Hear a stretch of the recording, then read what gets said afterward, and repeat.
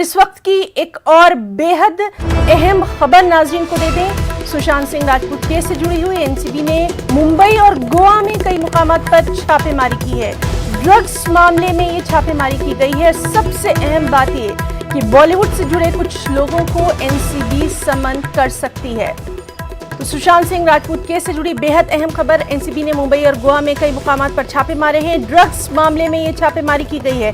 जिस तरह से लगातार हम देख रहे हैं कि रिया चक्रवर्ती जो है उन्होंने कई अहम नामों का खुलासा किया है एनसीबी के सामने, और ये उम्मीद की जा रही थी कि अब जिन नामों को उजागर किया है रिया चक्रवर्ती ने, उन नामों को भी समन भेजा जा सकता है। और उसी से जुड़ी ये बेहद अहम खबर कि मुंबई और गोवा में कई मुकामात पर एनसीबी ने ड्रग्स मामले में छापेमारी की है।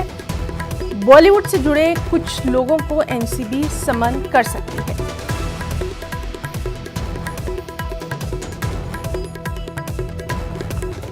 और मुंबई से हमारे साथ मौजूद हैं हमारे नुमाइंदे अमित राय।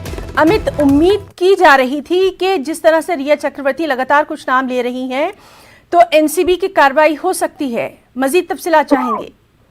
देखिए, निश्चित तौर पे हमने देखा कि जो जॉइंट डायरेक्टर थे केपीएस मल्होत्रा, वो कल 2 दिनों से दिल्ली में थे, और राकेश अस्थाना जो डीजी हैं एनसीबी के, इन लोगों की आपस में बैठक हुई। जितनी भी रिपोर्ट्स इस पूछताछ में तैयार हुई थी वो सारी रिपोर्ट्स जो है राकेश अस्थाना को सबमिट की गई, और एक रणनीति बनाएगी आखिरकार इस केस में आगे कैसे बढ़ा जाए।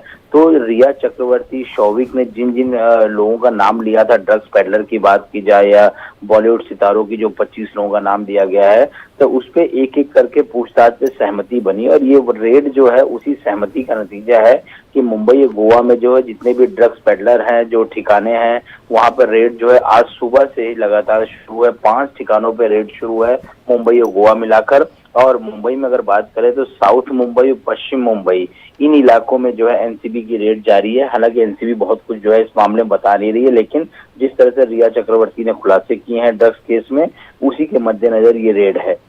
जी अमित, बहुत बहुत शुक्रिया आपका अदा करना चाहेंगे, और लगातार इस अहम खबर से मुतालिक तमाम तर अपडेट अपने नाज़रीन को देते रहेंगे।